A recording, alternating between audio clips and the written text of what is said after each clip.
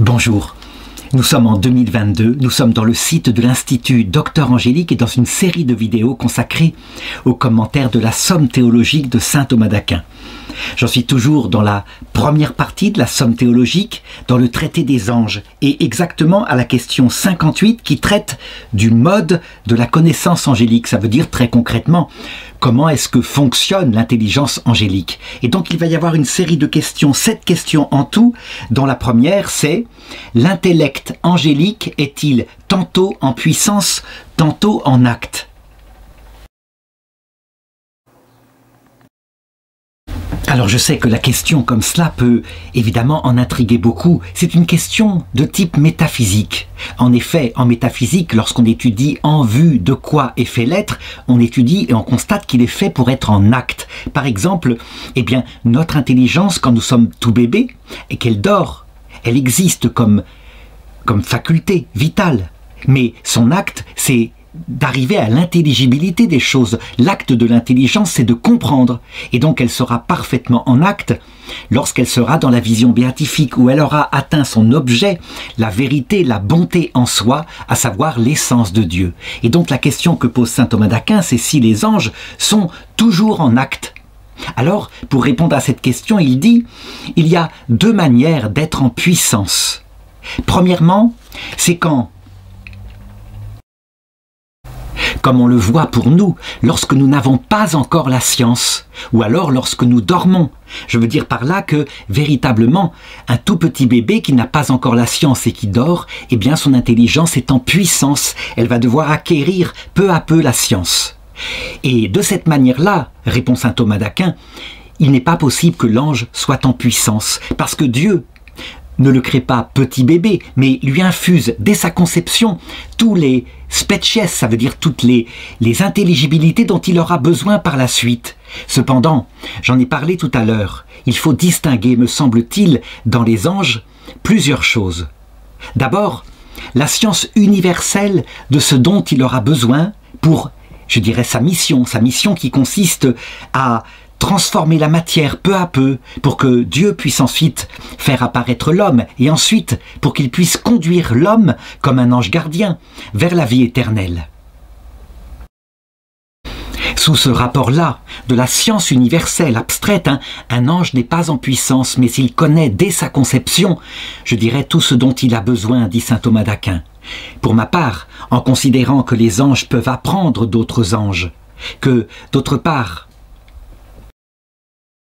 si on regarde l'effet de l'activité des anges lorsqu'ils ont organisé la matière et qu'on constate que, en fait, il y a eu de l'apprentissage, du progrès. Ça veut dire que ça ressemble tout à fait à ce qui se passe chez nos ingénieurs informatiques lorsqu'ils ont inventé l'informatique. Par exemple, l'entreprise Microsoft qui a inventé Windows, au départ, a commencé avec des ingénieurs qui ont codé dans un écran noir d'ordinateur DOS.1 avec des commandes tout à fait, je dirais, basiques. Et puis, lorsqu'ils sont arrivés à des Windows, des choses beaucoup plus lumineuses, eh bien, ils n'ont pas effacé ce qu'ils avaient établi au départ. Au contraire, ils s'en sont servis, mais ils avaient écrit d'autres lignes de code.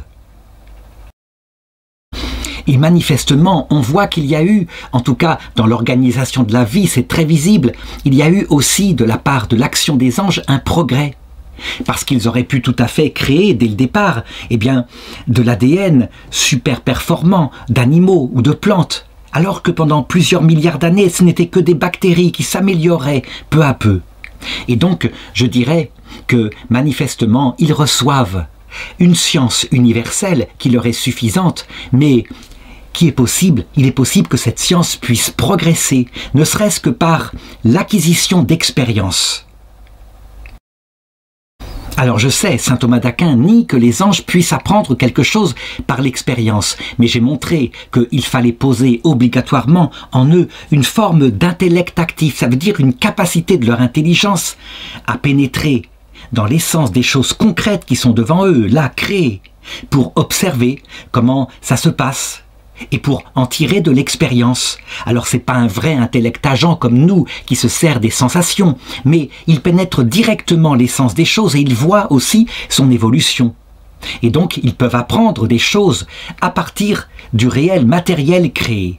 Et donc, sous ce rapport-là, eh bien, on doit dire que, me semble-t-il, je me détache un peu de saint Thomas d'Aquin là-dessus, ils peuvent progresser sur cette science universelle. Si c'est le cas, ils passent donc de la puissance à un acte plus parfait. Et ceci, de manière naturelle. Et ceci leur est tout à fait connaturel. Hein. On ne peut pas imaginer les anges comme étant simplement des réceptacles de la science de Dieu et ne pouvant pas y mettre leur coopération. Non, ils sont des amis de Dieu, des collaborateurs de Dieu, et donc ils mettent leurs pattes à l'œuvre, l'œuvre dont Dieu a donné effectivement l'intention générale. Alors je sais que certains disent que ici, en contredisant saint Thomas d'Aquin, eh bien je dépasse peut-être les bornes, mais il faut savoir que saint Thomas d'Aquin a eu la même idée pour Adam et Ève lorsqu'ils ont été créés. Et il disait, parce qu'ils sont parfaits, parce qu'ils sont à la base de toute l'humanité, ils ont reçu de Dieu de manière infuse toutes les sciences. Donc, pas seulement la sagesse qui leur permet de savoir ce qu'ils font sur Terre, mais la science de la matière, la physique, la chimie, je dirais la physique nucléaire, pourquoi pas. Et nous voyons bien que ce n'est pas vrai, que saint Thomas d'Aquin là-dessus est allé trop loin, que d'abord ce n'est pas nécessaire, mais surtout, lorsqu'on regarde le début de l'humanité spirituelle au Paléolithique, on voit bien que l'humanité n'avait pas reçu de manière infuse la science comme cela, chimie, physique, et ils ont dû tout inventer. Au départ, eh bien, simplement, comment chasser, ne serait-ce que ça, comment se servir de silex taillé, etc. Alors, ensuite, il y a une deuxième manière d'être en puissance par rapport à l'acte d'intelligence. Eh bien, c'est quand on ne considère pas actuellement, je dirais, l'objet d'une science que pourtant on possède en soi à type d'habitus. Par exemple, eh bien, je fais de la théologie, mais je ne suis pas toujours en train de faire de la théologie, heureusement. Et donc, dans ce cas-là, évidemment, et les anges sont capables d'être en puissance. Je veux dire qu'ils ne considèrent pas à chaque instant la totalité de tout ce qu'ils connaissent. À l'exception d'une chose, pour les saints anges, ceux qui sont dans la vision béatifique, là, il faut le dire, ils voient Dieu face à face et jamais, jamais, ils ne dorment, jamais, jamais, ils ne perdent un seul instant la contemplation de l'essence de Dieu. Et quand ils viennent sur terre, et que localement ils agissent sur quelque chose sur terre, ils emportent avec eux le paradis, à savoir la vision béatifique. C'est tout à fait différent pour les démons, qui eux, évidemment, sont dans l'obsession habituelle de leur révolte contre Dieu. Mais évidemment, ils pensent à d'autres choses, ils passent de la glace à la chaleur, dit l'Écriture, ce qui veut dire qu'ils passent parfois d'un espoir de triompher à la tristesse de sans doute que jamais ils ne triompheront dans leur révolte. Alors, passons maintenant aux objections, et l'objection 1 qui dit Aristote dit que le mouvement est l'acte de ce qui existe en puissance et qui se dirige vers son acte. Or, d'après saint Denis, l'Aréopagite, les anges sont sans cesse en mouvement, donc manifestement, ils passent à l'acte. Alors la réponse de saint Thomas d'Aquin va être de dire qu'ils sont en mouvement vis-à-vis de leur mission. Donc ils n'apprennent rien, mais ils appliquent, je dirais, la puissance qu'ils ont sur la matière à tel ou tel cas particulier. Pour ma part, je l'ai dit déjà, il faut considérer, outre la science de l'universel et du général, que là, ils possèdent, au moins à sa base, à leur conception, même s'ils l'améliorent, la science, ou plutôt le savoir du particulier. Par exemple, la situation que j'ai maintenant dans cette chambre-là, je dirais, en train de faire une vidéo, eh bien, je dirais que sous ce rapport-là, même si les bons anges qui contemplent l'essence de Dieu connaissent dans l'essence de Dieu ce qui me concerne lorsque c'est leur mission, ça n'empêche pas que par leur méthode naturelle, par le mode naturel de leur connaissance, en connaissant ce que je suis comme être singulier, par leur intelligence, ils peuvent voir ce que je fais et donc me protéger à l'instant actuel, s'adapter à mon temps. Je veux dire par là qu'ils ne peuvent pas, par leur science universelle, connaître des circonstances absolument particulières, comme par exemple le fait que je lève ma main comme cela. Ils l'apprennent en observant, ils en ont la capacité. Saint Thomas d'Aquin, lui, pense que les concepts que Dieu leur avait infusés au début suffisent pour connaître tout cela. Il me semble que c'est aller trop loin, pareil. Ça impliquerait une connaissance absolument infinie. Et il n'est pas besoin de cela, il suffit qu'ils aient une faculté de connaître la réalité au moment où elle est. Alors, deuxième objection, et cette fois elle vient de Saint Pierre qui dit que les anges désirent pénétrer le secret de Dieu. C'est dans la première épître de Pierre, chapitre 1. Or, l'intellect angélique, s'il désire quelque chose, ça veut dire qu'il ne le possède pas encore. Et donc il passe de la puissance à connaître ce secret de Dieu à l'acte de connaissance. Donc ils ne sont pas toujours en acte sur tous les points. Alors, il faut considérer deux choses. Chez les anges, il y a d'abord ce pourquoi ils sont créés. Et ils sont créés pour la vision béatifique, la connaissance des secrets de Dieu. Certains sont dans la vision béatifique et sous ce rapport-là, le désir de leur intelligence est comblé par Dieu au point qu'ils sont dans la béatitude. Et pourtant, cela laisse une place à certaines applications que Dieu peut leur avoir cachées à certains moments et dont ils leur font la surprise, puisque la mesure même de l'action de Dieu, c'est son amour. Et donc, par exemple, l'incarnation du Verbe leur a certainement été révélée très tôt, en tout cas quand ils sont entrés dans la vision béatifique. Mais l'observation de ce qu'a fait le Verbe sur la terre, certaines choses, certainement, ils le découvraient en contemplant le Christ dans son action. Et puis, deuxième type de connaissance, c'est par rapport à leur mission surajoutée sur nous, pour nous aider. Et puis tout ce qui précède, l'organisation de la Terre en vue de notre arrivée. Et bien sous ce rapport-là, effectivement, ils peuvent apprendre certaines choses en observant notre comportement, tout en les sachant d'une autre manière plus universelle dans la contemplation de Dieu. Et voilà pourquoi un passage de l'Écriture dit que les anges sont en admiration devant les actes des saints qui agissent comme il le faut. Ceci dit, autre sens à cette parole qui consisterait à dire que, évidemment, la vision béatifique des bons anges est un repos, mais c'est un repos d'activité permanente, de surprise permanente. Jamais il n'y a un ennui. C'est une métaphore que de parler de repos. On devrait parler de vie jaillissante sans cesse, tant la vision de Dieu est renouvelée à chaque instant dans leur joie, dans leur allégresse de le voir. Alors, troisième objection tirée du livre des causes, il est dit que l'intelligence agit selon le mode de sa substance. Or, nous savons que l'intelligence des anges n'est pas comme celle de Dieu, elle n'est pas acte pur.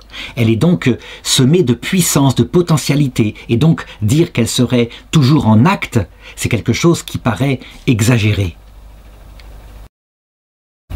Donc, je répondrai qu'il faut le reconnaître. Il ne faut pas imaginer les anges, même les anges supérieurs, comme en acte pur, loin de là. Ça, c'est réservé à Dieu, et d'ailleurs, sa connaissance en acte est identique à son essence. Pour tous les anges, il y a donc capacité d'apprendre. Avant leur entrée dans la vision béatifique, Dieu leur infuse des concepts, effectivement, mais ce qui n'empêche pas qu'ils ont une capacité de connaître en observant la réalité concrète telle qu'elle est devant eux, par exemple un autre ange ou la matière dans son évolution. Par contre, ce qu'il faut admettre, c'est que les anges jamais ne dorment comme nous. Ils n'ont pas de corps, ils n'ont pas besoin de repos, donc ils sont en permanence en activité de connaissance, c'est leur vie.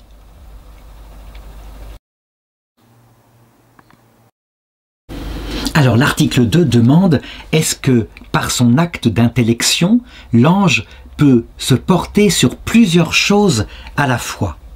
Alors là encore, il faut répondre par analogie à ce que nous sommes. Nous sommes donc nous-mêmes une seule faculté d'intelligence, et donc notre intelligence, lorsqu'elle comprend quelque chose, elle ne peut en comprendre qu'un seul objet à la fois. Cependant, attention, il faut mettre cette nuance particulière. Si on ne peut connaître qu'une seule chose à la fois, on peut le connaître de plusieurs façons. Par exemple, imaginons que je connais uniquement cette paire de lunettes qui fait partie de l'univers, mon intelligence sera effectivement centrée sur elle. Mais si je regarde l'univers tout entier, tel qu'il est apparu avec le Big Bang et tel qu'il est actuellement, donc sous une seule raison intelligible, cet univers en expansion, qui contient pourtant une multitude d'objets, des milliards d'étoiles, de galaxies, les cailloux, les plantes, les atomes. Mon acte d'intellection unique contemple l'univers entier et, je dirais, par conséquent, tout ce qu'il y est contenu dedans, mais pas de manière diverse à travers multiples actes, uniquement à travers un acte qui englobe le tout. Et dès que je regarde quelque chose de particulier dans cet univers, comme par exemple cette paire de lunettes, alors du coup, je ne regarde plus l'univers tout entier. Eh bien, l'ange, c'est exactement de cette façon-là qu'il procède. Il est un, il n'a qu'une seule faculté d'intelligibilité et donc il ne peut regarder qu'un objet à la fois, mais de cette manière-là que j'ai indiqué. Donc, s'il considère quelque chose, par exemple une cause, comme Dieu, eh bien, en Dieu, en le regardant comme cause de l'univers, il regarde en même temps toute la création de Dieu, comme étant causée par Dieu. Et on le voit. C'est un seul objet de connaissance et pourtant, il y a des milliards d'objets à l'intérieur de cet unique objet de connaissance. Alors, ce que j'ai dit jusqu'ici, je parlais de la connaissance naturelle des anges, donc quand ils ne voient pas Dieu face à face et qu'ils ne contemplent pas tout à travers la vision béatifique. Quand les anges entrent dans la vision béatifique, là, on doit dire la même chose. Le seul objet de leur contemplation, c'est donc Dieu, Dieu lui-même, dans son essence. Et à travers la contemplation de Dieu, qui est simple dans son essence, eh bien, ils contemplent en même temps tout ce que Dieu peut faire, tout ce qu'il fera, tout ce qu'il ne fera pas, mais pas de la même manière que Dieu se contemple. Donc, ils n'épuisent pas par leur connaissance de Dieu tout ce que Dieu peut faire. Mais disons, ils en ont une connaissance globale à la mesure de leur désir, donc de leur charité, et puis de la place qu'ils laissent à Dieu en eux, ça veut dire de leur humilité. Donc on devrait dire à ce moment-là qu'une fois qu'un ange est entré dans la vision béatifique, eh bien sa faculté d'intelligence est happée par ce seul objet qu'est Dieu. Dieu se faisant le concept de leur intelligence sans qu'il y ait aucun intermédiaire créé. Eh bien, il y a quelque chose que je dois ajouter ici qui est spécial. C'est que Dieu, le Tout-Puissant, l'infini, est en même temps l'être le plus simple, le plus humble qu'on puisse imaginer. Et donc, il permet, tout en le contemplant en permanence et sans jamais quitter la contemplation qu'il y a de lui, il permet que l'intelligence des anges se porte vers un autre objet, sans jamais quitter la contemplation de Dieu. Ça veut dire qu'il n'y a pas d'opposition. Ce sont deux modes de contemplation, là pour le coup, qui ne se contredisent pas. Ça veut dire que la lumière de Dieu va vitaliser, illuminer leur connaissance naturelle qu'ils peuvent avoir, par exemple, en observant un être créé qu'ils suivent et qu'ils guident. On peut donc dire que l'ange, lorsqu'il fait son travail sur nous d'ange gardien, nous connaît non seulement en nous voyant en Dieu, mais il nous connaît aussi par sa connaissance naturelle, en nous voyant nous-mêmes, par son intelligence capable de pénétrer notre essence telle qu'elle est actuellement. Donc, une sorte d'intellect agent, capable de comprendre l'essence des choses sans avoir besoin de sensations. Alors, quelques objections. Aristote dit qu'on peut bien savoir plusieurs choses, mais qu'on ne peut en connaître actuellement qu'une seule à la fois. Donc, il a tout à fait raison, hein, c'est vrai. Mais ne pas oublier qu'on peut considérer une seule chose à la fois qui contient toutes les autres. Et c'est de cette manière-là, finalement, que dans la vision béatifique, Dieu, je dirais, ayant tout pensé, sont en même temps capables eh bien, de considérer en acte une autre chose que Dieu, sans perdre jamais la vision de Dieu. Alors la deuxième objection dit, notre intelligence, elle est informée par une seule forme intelligible qu'elle a en elle. Par exemple, c'est par la science théologique que je peux comprendre la théologie. Et donc, eh bien, on ne peut considérer en un seul acte qu'une seule chose. Eh bien, l'exemple de la théologie est tout à fait significatif. C'est vrai, quand on part du principe suprême qui explique tout le reste, donc la contemplation de la Trinité, qui est la cause de tout le reste, eh bien, en contemplant la Trinité, du même coup, on comprend pourquoi Dieu nous a créés sur terre, pourquoi il nous laisse quelque temps sur terre, pourquoi il faut passer par certaines souffrances, qu'est-ce qui se passe à l'heure de la mort. Tout devient cohérent à partir de la contemplation du principe. Donc on peut dire que dans la Trinité est présent toutes les conséquences, et pourtant on ne considère qu'une seule chose, la Trinité, mais en tant qu'elle est source du reste. Donc ça ne s'oppose pas au fait que notre intelligence ne peut avoir qu'un seul objet à la fois, tant que cet objet en contient de multiples autres. L'article 3 demande: est-ce que la connaissance de l'ange est discursive? Alors, la réponse de saint Thomas d'Aquin va être non, et en s'appuyant sur un argument d'abord d'autorité dans Saint-Denis, l'Aréopagite. Alors il me faut maintenant expliquer pourquoi cette question il se la pose. Il se la pose tout simplement par comparaison avec notre connaissance à nous. Nous disons de l'homme qu'il est un animal rationnel, raisonnable, en ce sens que, pour connaître les choses, voilà comment nous procédons. Au départ, par l'opération d'appréhension, nous avons une connaissance tout à fait extérieure, superficielle. Ça veut dire que nous voyons quelques caractéristiques physiques de ce chat qui passe là, que ça ressemble à un autre chat. Et donc, nous pouvons définir le chat comme une bestiole qui fait miaou et qui se déplace très souplement. Et nous le reconnaissons à la forme de son visage. Donc ça ne va pas très loin. Nous observons davantage et à force d'observer le comportement du chat, eh bien, en appliquant certains principes qui sont en nous, à savoir par exemple que si le chat se déplace, c'est que forcément il y a une cause. Nous observons cette cause par exemple quand il attrape une souris et nous en déduisons que manifestement il se déplaçait pour se nourrir. Donc, il y a en nous un raisonnement. Nous voyons un effet, un déplacement, et nous remontons, en appliquant un principe, tout effet a une cause. Eh bien, nous en remontons ici à la cause. C'est ce qu'on appelle un raisonnement ici qui est inductif. Le raisonnement qui passe de la cause à l'effet, c'est un raisonnement déductif. Il y a bien d'autres sortes de raisonnements, mais peu importe. L'essentiel, c'est que pour arriver à des conclusions plus profondes, il nous faut donc considérer diverses propositions, les unir ensemble et en tirer une conclusion. Donc c'est ça qu'on appelle le raisonnement.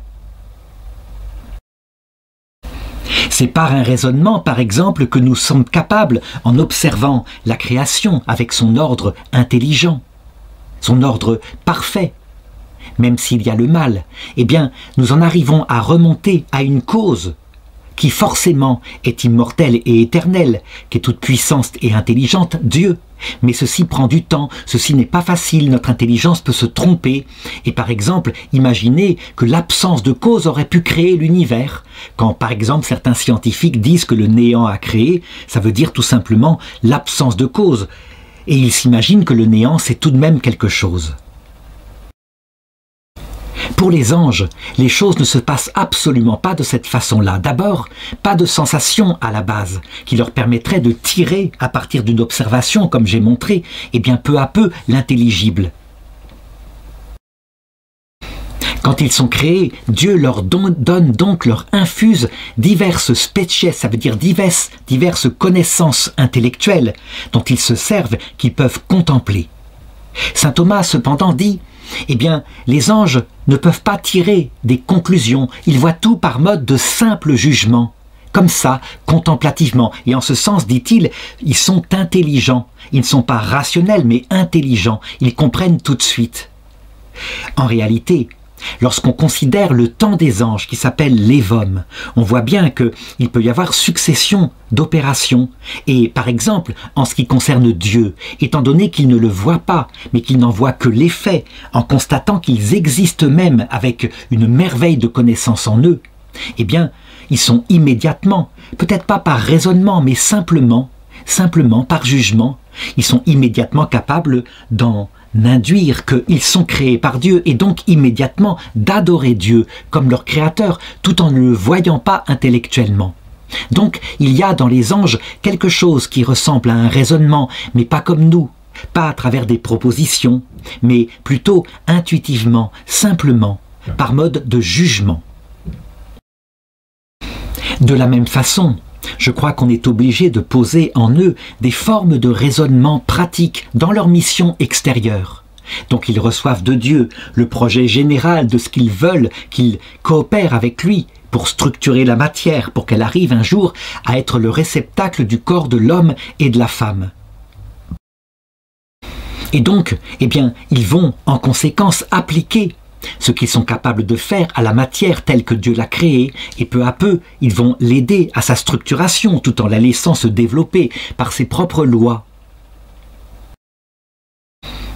Il n'empêche que comme on considère l'effet, un peu comme j'en avais parlé tout à l'heure pour le chat qui attrape la souris, qu'on considère l'ordre progressif d'apparition de l'organisation, d'abord de la matière non vivante, puis de la matière vivante, puis d'animaux de plus en plus performants, on peut constater qu'il y a un mode d'expérimentation, d'apprentissage. Les anges progressent comme des ingénieurs.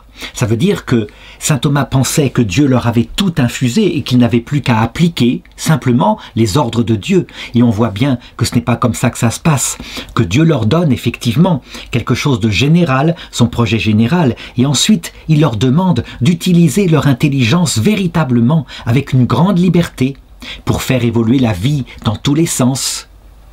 Et enfin, quand ils arrivent à quelque chose qui peut être le réceptacle de l'âme spirituelle, Dieu bénit leur travail en infusant l'âme à Adam et Ève. Donc, là encore, ce n'est pas un raisonnement comme nous, avec des calculs mathématiques, non, c'est par mode de jugement très simple, mais très intelligent, que les anges avancent de cette façon-là. Donc, comment se fait-il que saint Thomas d'Aquin a dit que les anges ne pouvaient donc pas progresser par quelque chose qui ressemble au raisonnement, donc tirer des conclusions plus profondes à partir de choses qui sont soit expérimentées, soit par leur propre réflexion? Eh bien parce qu'il a trop identifié les anges à la simplicité de l'opération de Dieu. En contemplant les anges qui n'ont pas de corps, il a fini presque par identifier le mode de pensée des anges à celui de Dieu, alors qu'en réalité, il est intermédiaire entre Dieu, qui lui, effectivement, ne raisonne pas, est simple, et dans un acte pur de jugement, qui est identique à son essence, et puis nous, qui par contre raisonnons à partir de sensations, progressons sans cesse, pouvons nous tromper. Non, ils sont entre les deux.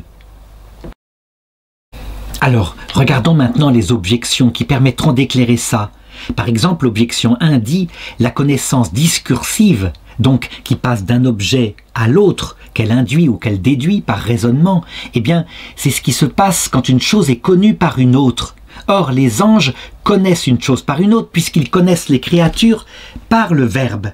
Et donc, c'est qu'ils ont une connaissance discursive. Saint Thomas d'Aquin va répondre précisément « oui ». Les anges dans la vision béatifique vont connaître les créatures par le Verbe, c'est certain. Mais pourtant, c'est pas sous le mode du raisonnement. Non, c'est par un jugement simple sur le Verbe, et en contemplant le Verbe, eh bien ce que contient le Verbe, nous, il le contemple aussi. Donc évidemment, la réponse de saint Thomas d'Aquin ici ne parle que de la vision béatifique, mais on peut appliquer le même raisonnement avant qu'ils entrent dans la vision béatifique. Lorsque Dieu leur donne des idées générales de son projet, un jour apparaîtront l'homme et la femme, puis qu'il leur révèle que eux sont appelés à la vision béatifique, et l'homme et la femme aussi. Alors, instantanément, non pas par raisonnement, mais par un jugement immédiat, eh bien, quelqu'un comme l'ange Lucifer est capable de comprendre que l'homme et la femme sont meilleurs, sont plus disposés à l'humilité et à l'amour, et donc à la vision béatifique qu'eux, et donc que probablement certains hommes, certaines femmes seront plus grands qu'eux dans la vie éternelle. Voilà comment ça se passe. Alors nous l'aurions fait par mode de raisonnement successif, en disant « D'accord, Dieu donne la vision béatifique à celui qui est le plus humble et le plus aimant. Or l'homme et la femme, surtout la femme avec son corps, est capable de donner la vie, donc de se mettre derrière son petit enfant et de compter moins que lui, ce qui correspond quelque part aux qualités qu'il faut pour voir Dieu. Donc, ils vont être plus performants pour voir Dieu que nous. Nous procéderions comme cela. Les anges procèdent par un jugement intuitif, à partir de ce que Dieu a dit, il contemple les conséquences en même temps. Voilà pourquoi les anges ne sont pas dans une connaissance discursive, mais une connaissance intellective. Alors, troisième objection, une connaissance discursive, dit saint Isidore, c'est de partir de l'expérience et ensuite d'en élaborer une connaissance théorique. Or, dit saint Isidore de Séville, les anges ont des connaissances expérimentales, en particulier de nous, là où nous sommes actuellement. Je fais remarquer d'ailleurs que dans cette objection, on voit que la conception de saint Thomas d'Aquin n'est pas partagée universellement par tous les docteurs de l'Église. Alors la réponse de saint Thomas d'Aquin consiste à dire que l'expérience des anges existe réellement, mais pas comme la nôtre, pas à travers des sensations. Donc c'est là que moi je dis bien que leur expérience, c'est pas seulement ce que dit saint Thomas d'Aquin en contemplant les idées que Dieu leur a données au départ, mais c'est véritablement par une capacité à contempler la réalité dans son essence et à en tirer des leçons. Où est-ce qu'elle en est rendue, qu'est-ce qu'elle fait, etc. dans son moment singulier. Vient l'article 4 qui demande « Est-ce que la connaissance de l'ange opère par composition et division ?» Alors, là encore un argument d'autorité que je donne volontiers puisque nous sommes en théologie. Saint Denis, le pseudo-aréopagite, dit « La vertu intellectuelle des anges resplendit par la simplicité éclatante des divins concepts. » Donc les anges contemplent tout par les species, les connaissances que Dieu leur a données au moment de leur création. Ça c'est la théorie de la connaissance qui vient de Saint Denis et que saint Thomas d'Aquin a repris. Alors, d'abord, il faut comprendre ce qu'il se passe en nous pour bien voir, par comparaison, ce qui se passe dans les anges. Effectivement, nous connaissons par composition et division. Tout simplement parce que, quand nous voyons une réalité, la première opération de notre intelligence s'appelle l'appréhension.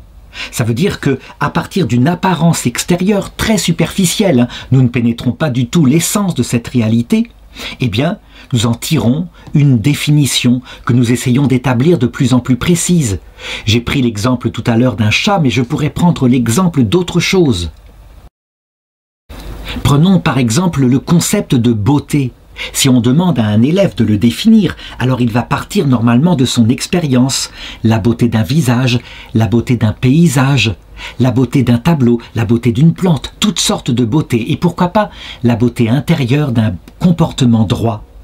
À partir de là, il va essayer de trouver par composition, par division, ce qu'il y a de commun à toutes ces beautés, pour essayer de définir un concept analogique. Pourquoi? Parce que, la beauté d'un comportement intérieur, celui de la Vierge Marie, n'est pas la même chose que la beauté d'un beau paysage, évidemment. Mais qu'est-ce qu'il y a de commun entre les deux?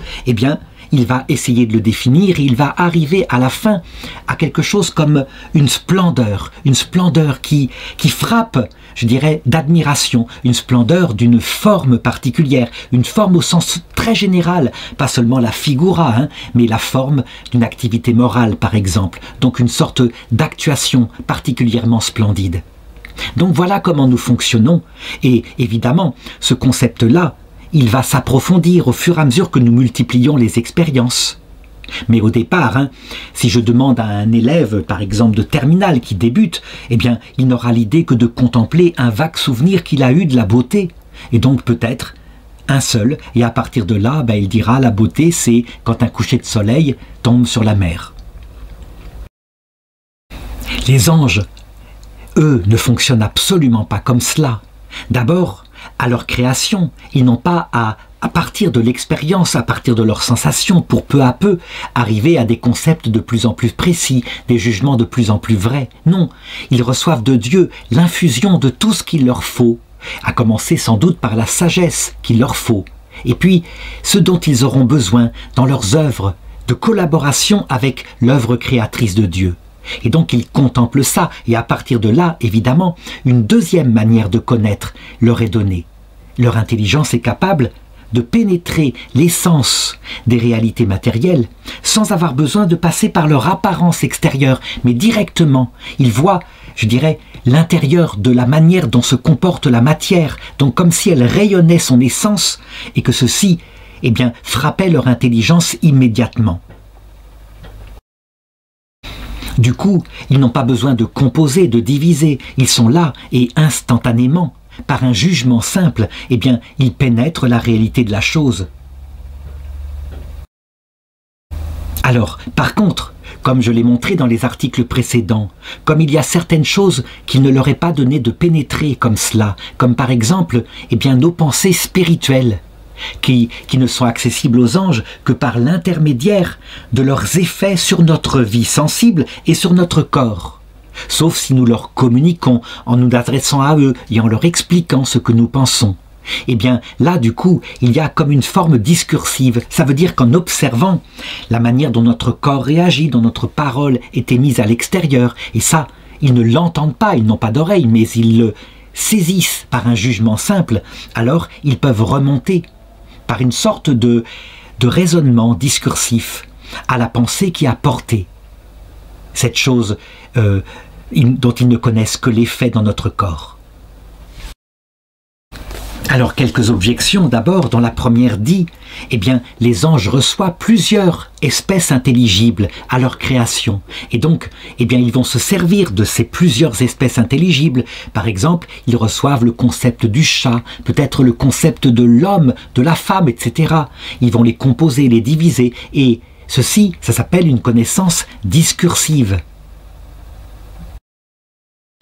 Alors, là encore, il faut l'affirmer par les deux modes de connaissance des anges. Quand ils contemplent ce que Dieu leur a infusé, donc cette science infuse dans leur intelligence, ils ne la contemplent pas de manière discursive, mais simplement par un jugement sur ce que Dieu leur a infusé. Et puis, lorsqu'ils sont capables, à partir d'une réalité sensible qu'est là, eh bien de pénétrer directement son essence. C'est pareil, ils ne découvrent pas certaines choses, mais véritablement ils ont accès, sans erreur, à l'essence de la chose.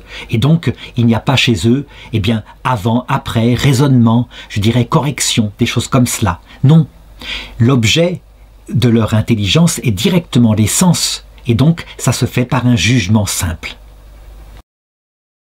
Alors, deuxième objection, les anges, forcément, sont capables de connaître l'affirmation et la négation. Par exemple, affirmer que telle réalité possède telle qualité, ou au contraire le nier. Ce qui veut dire que, eh bien, ils sont obligés de regarder successivement si la chose possède cette qualité ou si elle ne la possède pas. Donc il y a là encore une méthode discursive. Donc, encore une fois, nous raisonnons trop en regardant la manière dont nous fonctionnons. Les anges, à partir du moment où ils connaissent l'essence de la réalité, immédiatement, ils voient ce qui est dans cette essence. Et ils n'ont pas besoin de le nier ou de l'affirmer comme s'il y avait erreur en eux. Ils voient simplement ce que c'est. Alors enfin, dernière objection, c'est la manière dont les anges parlent. Quand ils s'adressent à nous, ils parlent avec des langages articulés, en utilisant sujet, verbe, complément, et donc manifestement, ils sont capables de diviser et d'unir, comme nous faisons nous. Alors il faut répondre à cela que, évidemment, le langage des anges ne fonctionne pas comme cela. Il fonctionne par mode de communication entre eux, et bien d'un concept intelligible. Mais quand ils s'adressent à nous, eh bien ils s'adaptent, ce qui prouve qu'ils connaissent notre essence, y compris les conséquences de notre essence, ça veut dire la manière dont nous communiquons, et ils sont capables de s'adapter à notre manière de connaître. Ça encore, c'est une preuve de leur immense intelligence, mais encore une fois, ils ne connaissent pas comme nous connaissons, mais parce qu'ils connaissent supérieurement, ils peuvent s'adapter à notre mode inférieur et s'exprimer de cette façon-là.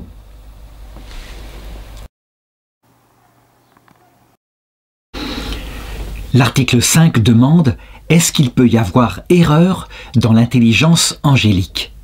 Eh bien, la réponse à cette question dépend évidemment de tout ce que nous avons dit jusqu'ici.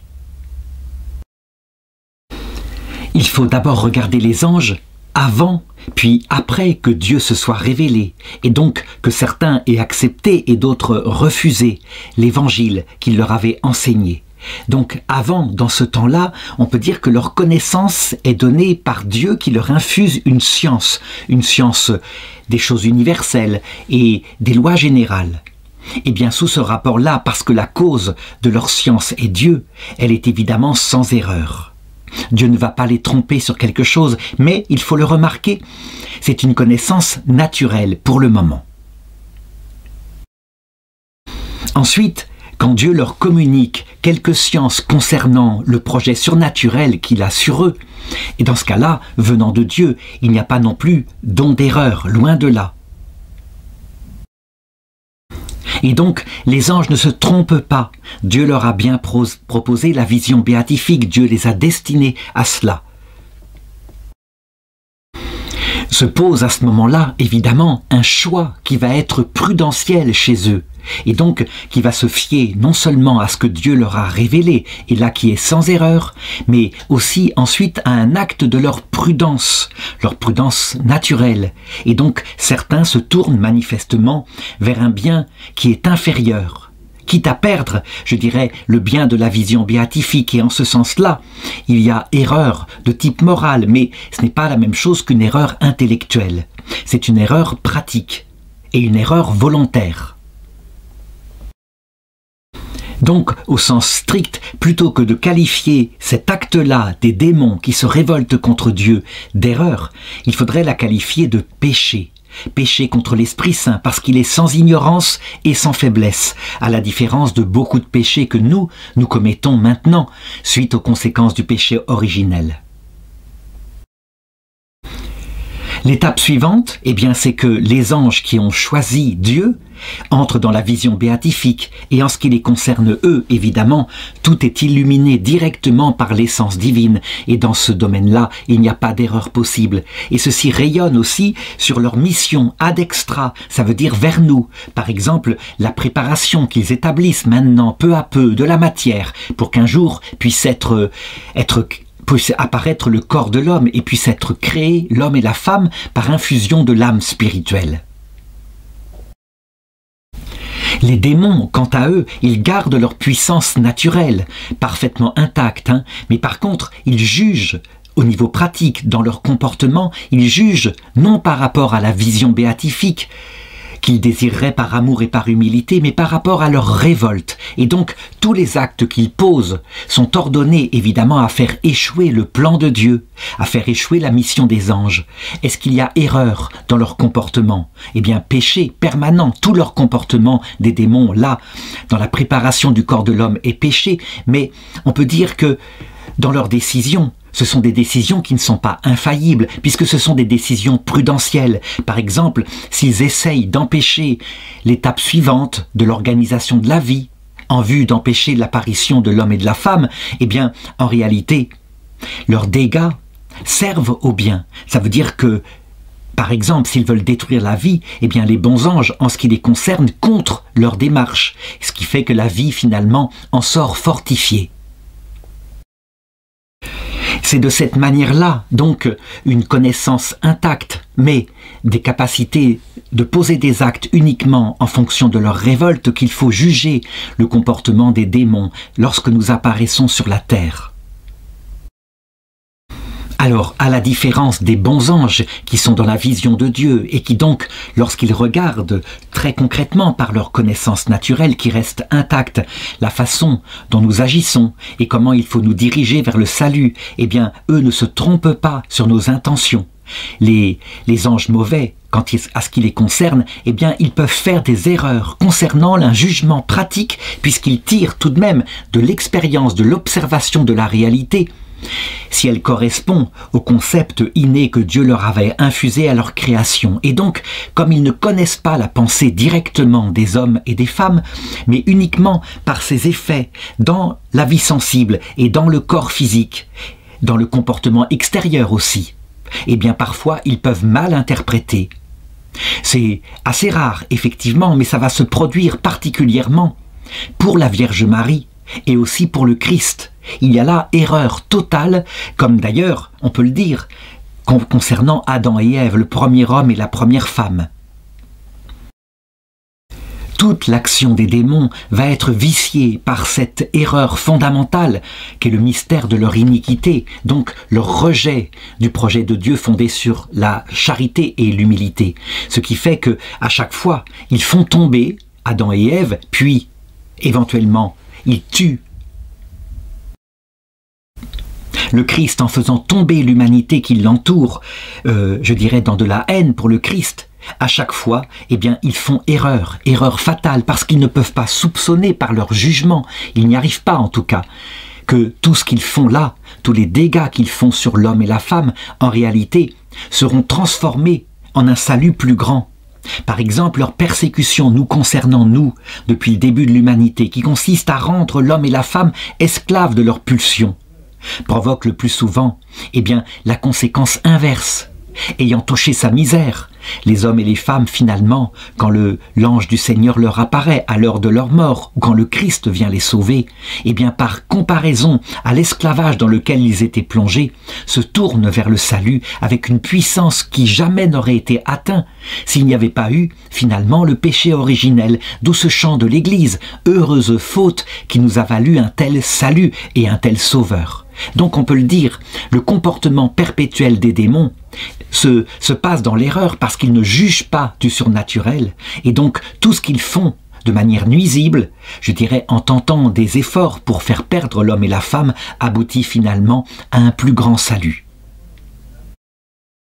Alors quelques objections maintenant, et à peu près elles se rejoignent tous, elles regardent donc la possibilité des démons de faire une erreur.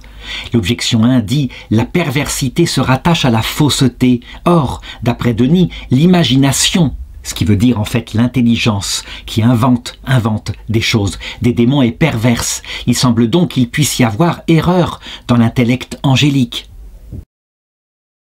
Et l'objection 2 va dans le même sens en parlant de l'ignorance des démons concernant la fin surnaturelle des choses, ainsi que la troisième objection qui dit il y a fausseté ou erreur dans l'intelligence de tous ceux qui s'écartent de la vérité, de la sagesse et qui ont une raison dépravée. Et c'est le cas des démons. Eh bien, il faut répondre à cela que les démons, en ce qui concerne leur faculté naturelle de juger du vrai et du faux, sous ce rapport-là, eh bien, ils ne font pas d'erreur. C'est un peu comme l'appréhension. Ils ont reçu de Dieu des species infusées, c'est-à-dire de l'intelligibilité. Sous ce rapport-là, ils ne se trompent pas.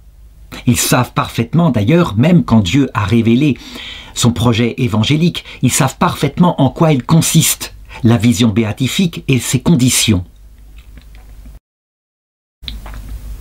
Quand ils jugent ensuite des hommes et des femmes, eh bien, ils peuvent se tromper en ce sens que n'ayant pas accès directement à l'esprit, ils ne peuvent procéder de manière naturelle que par induction. Ils regardent l'effet dans le psychisme et ils remontent à la cause. Et donc s'il y a un homme ou une femme particulièrement non prévisible parce que la grâce de Dieu est en eux, là ils se trompent très souvent et ils interprètent le comportement de cet homme et de cette femme comme en fait étant motivés, comme ça se passe habituellement chez les pauvres pécheurs, motivés par un besoin de se valoriser ou d'argent ou de plaisir. Et quelquefois ils se trompent profondément. Mais il se trompe, il faut le remarquer, sur ce qu'a un rapport évidemment avec la grâce de Dieu. C'est la grâce de Dieu qui tourne vers ces valeurs suprêmes que sont la charité, vertu théologale, et aussi un renoncement à soi-même, qui déjà d'ailleurs est un effet de la grâce, alors que l'Esprit Saint n'a pas encore été donné, on le voit dans l'Ancien Testament. Cette erreur-là, erreur d'interprétation de ce qu'il y a dans l'âme de l'homme, du travail de la grâce dans l'âme de l'homme, les invite, les conduit évidemment à prendre des décisions pratiques qui aboutissent pour eux toujours à la défaite, avec la plus grandiose, qui est l'assassinat du Christ, le Messie, qu'ils n'ont pas pris, qu'ils n'ont pas compris être Dieu lui-même, fait homme, mais qu'ils pensaient être un simple prophète. Et ils pensaient que cette fois, parce qu'il était le Messie, ça ils l'avaient bien compris. Ils pensaient cette fois que Dieu se vengerait sur l'humanité, une humanité perverse, comme il l'avait dit dans la parabole des vignerons, en éliminant l'humanité et en donnant le trésor de la vigne à un autre peuple qui saurait lui faire porter des fruits, à savoir, pensait-il, le peuple, lui, des anges révoltés, et donc que Dieu abandonnerait son projet, le projet qu'il déteste, le projet évangélique. Ce fut la plus grande erreur pratique, puisque, évidemment, en se laissant assassiner sur la croix, Dieu démontra à l'humanité que toutes les épreuves qu'il nous envoie ne sont pas là, comme le disait le démon en mentant, pour nous écraser, mais au contraire pour préparer notre cœur, qui doit devenir tout humble à la vision béatifique. Et là, l'article 6 demande, y a-t-il dans l'intelligence angélique une connaissance du matin et une connaissance du soir? Alors, évidemment, cette question-là se réfère au texte de la Genèse, qui, à chaque fois qu'il y a création de quelque chose, dit « il y eut un soir, il y eut un matin », premier jour, et dans ce sens-là. Donc, on doit à saint Augustin, dans son commentaire sur la Genèse, l'explication de ce dont il s'agit. En fait, il se réfère à l'intelligence des anges. Je l'ai montré dans les articles précédents. Les anges ont d'abord une connaissance naturelle des choses, par Dieu qui leur infuse volontairement, en les créant adultes, il leur infuse des species, c'est-à-dire des domaines d'intelligibilité particuliers qui leur conviennent. Et cette connaissance-là, qui vient de Dieu, n'est pas de l'ordre surnaturel, elle leur est naturelle, elle leur est nécessaire justement afin qu'ils puissent juger, puisqu'ils n'ont pas comme nous la capacité, à partir de sens qu'ils n'ont pas, de progresser par l'observation du réel. Et donc, ils connaissent à partir de ces concepts particuliers que Dieu leur met. Cette connaissance a beau être lumineuse, on peut la considérer comme une connaissance du soir parce que, finalement, elle ne s'étend pas aux réalités surnaturelles. Donc, il y eut un soir, c'est dit en premier, c'est ce qui est arrivé en premier pour les anges et ce qui les a amenés naturellement à se hiérarchiser selon l'ordre de leur connaissance du soir. Ça veut dire selon l'ordre de l'intelligence, le plus intelligent étant au sommet, et infusant aux autres, communiquant aux autres ce qu'ils comprenaient davantage concernant Dieu. On peut penser que les chérubins au-dessus de tout, puisque Dieu plane au-dessus des chérubins, dit le psaume, étaient là. Cette hiérarchie est en fait dans le temps propre des anges qu'on appelle l'évom, et donc qui est un temps qui s'articule en opérations intellectuelles successives, eh bien Dieu s'est révélé et leur a parlé du projet surnaturel qu'il avait sur eux, projet dont ils n'auraient pas osé espérer la possibilité, bien que désirant naturellement connaître la cause qui les avait créés, la voir face à face, ils n'estimaient pas ça possible, étant donné l'infinie supériorité de Dieu par rapport à leur intelligence limitée. Et pourtant Dieu leur révéla qu'ils avaient été créés pour voir Dieu face à face avec les conditions qui vont avec. Cette révélation-là, on l'appelle la connaissance du matin, parce qu'elle porte beaucoup plus sur des choses intimes, des choses que Dieu seul peut révéler, à savoir sa vie à l'intérieur de son unicité, qu'est sa Trinité, Père, Fils, Saint-Esprit. Il faut remarquer que cette connaissance du matin, c'est-à-dire là, tournée vers le soleil levant, symboliquement est reprise dans les églises, qui souvent célèbrent la messe tournée vers l'Orient, c'est-à-dire l'endroit où le soleil se lève. Et donc c'est le même symbole, ça veut dire que les hommes attendent que le Christ en personne revienne sur la terre, afin de pouvoir voir directement son cœur, et donc d'aller plus profondément dans la révélation qu'il a faite. L'utilisation par la Bible du terme matin pour signifier ce soleil levant sur la connaissance des anges, évidemment, signifie que le plein soleil, c'est la vision béatifique, et donc ça, les anges l'ont bien compris. Alors quelques objections maintenant, le soir et le matin sont l'un et l'autre mêlés de ténèbres. Or rien n'est ténébreuse dans l'intelligence des anges, puisqu'il n'y a ni erreur ni fausseté. La connaissance angélique ne doit donc pas être dite ni matinale ni vespérale. Effectivement, cette première connaissance que Dieu donne, soit de manière naturelle par ses species infusées, soit de manière surnaturelle en leur communiquant son projet secret, il n'y a pas d'erreur en elle. Par contre, il y a une part d'obscurité, parce que dans les deux cas, il n'y a pas la vision béatifique, elle ne leur est pas donnée dès le départ.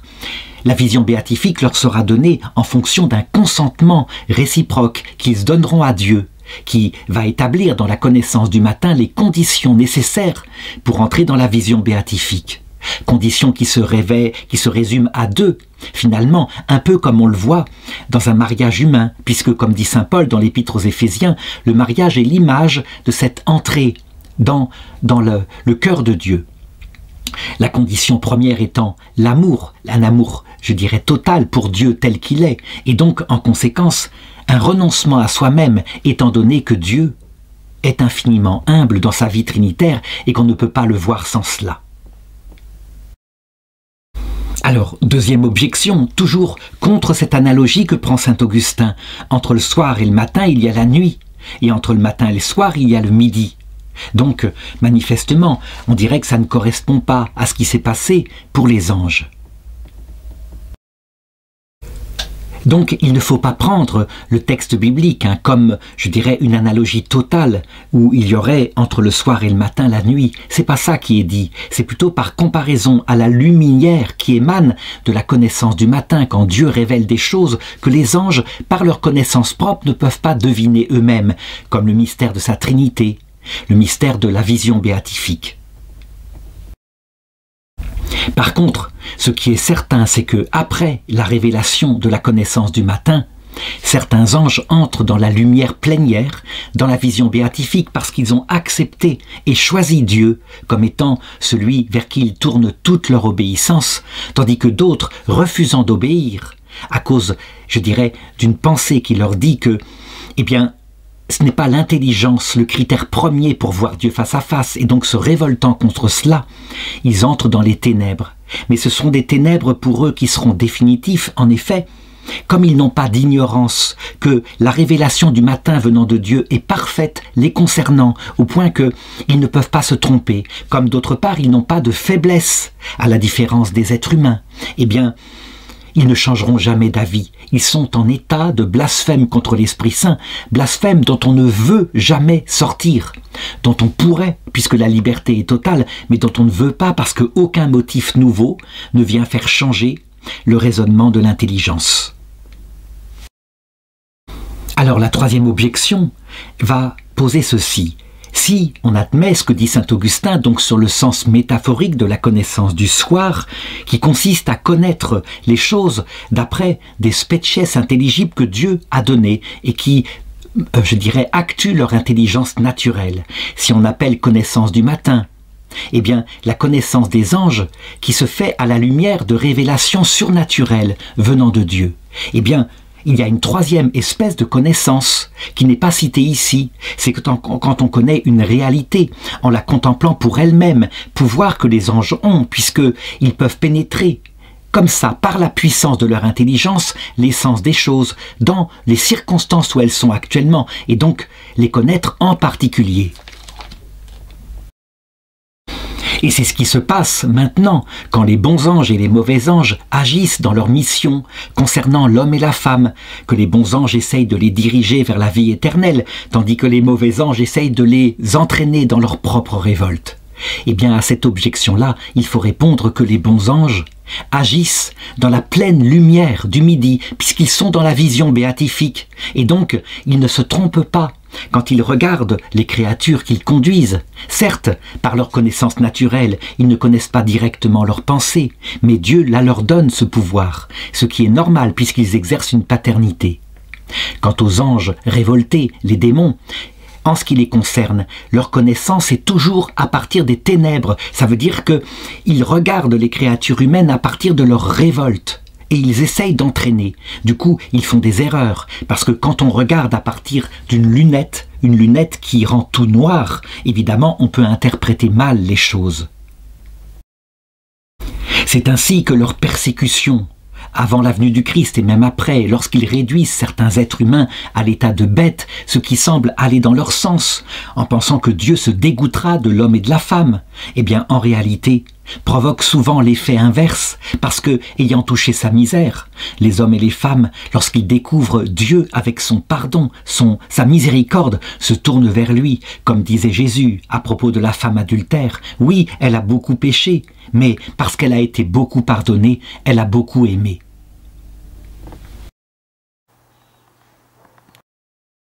Alors l'article 7 enfin demande « La connaissance du matin et la connaissance du soir sont-elles une seule et même connaissance ?» Là, il faut un 7 contrat qui vient de saint Augustin qui écrit, puisque c'est lui qui a établi cette correspondance du texte de la Genèse avec l'histoire des anges. Il y a une grande différence entre la connaissance d'une chose dans le verbe, ce qu'on appelle la connaissance du matin, et la connaissance de cette même chose dans sa nature, et c'est ce qu'on appelle la connaissance du soir. C'est donc avec raison que l'une appartient au jour et l'autre au soir. Alors maintenant, comment argumenter pour le comprendre? Dans toute science, on peut distinguer, dans une discipline qui s'appelle l'épistémologie, deux choses qui permettent, je dirais, de séparer les sciences entre elles, de les classer. Par exemple, imaginons que je veuille connaître ce livre-là, hein, c'est la somme théologique dont je me sers. Eh bien, je pourrais la regarder en tant qu'elle est une œuvre d'art, une œuvre d'artiste, hein, qui l'a créée avec des papetiers qui ont fabriqué le papier, etc. Et dans ce cas-là, en tant qu'elle est pesante, hein, eh bien, j'obtiens une certaine connaissance qui est vraie de ce livre. Je connais ce livre en tant qu'il est fabriqué par des artisans. Ce n'est pas évidemment la connaissance la plus profonde, et donc il y en a une autre à laquelle tout de suite on peut penser. C'est connaître ce livre par son contenu, comprendre le contenu qu'a voulu mettre saint Thomas d'Aquin, qui a été traduit ensuite par des dominicains au XXe siècle. Et dans ce cas-là, évidemment, je vais beaucoup plus loin dans la connaissance de ce livre parce que je vais vers sa finalité, son but. Mais il faut le reconnaître, dans les deux cas, que ce soit le papetier ou le théologien, c'est bien le même objet matériel que je connais, ce livre, et selon deux raisons formelles différentes. Eh bien, entre la connaissance du soir et la connaissance du matin, on peut faire à peu près la même distinction. Je veux dire par là que, dans la connaissance que Dieu donne aux anges à leur création, eh bien, il leur infuse des espèces particulières, des espèces intelligibles qui peuvent porter sur tout, à savoir sur eux-mêmes.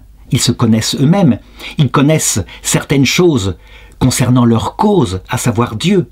Et puis, ils peuvent connaître certaines choses concernant leur mission future, comme la préparation du monde, et puis la mission de gardien qu'ils auront pour les hommes et les femmes. Donc on le voit, l'étendue matérielle, l'objet matériel de cette connaissance du soir s'étend non seulement à Dieu, mais à toute la création, selon le degré que Dieu donne évidemment.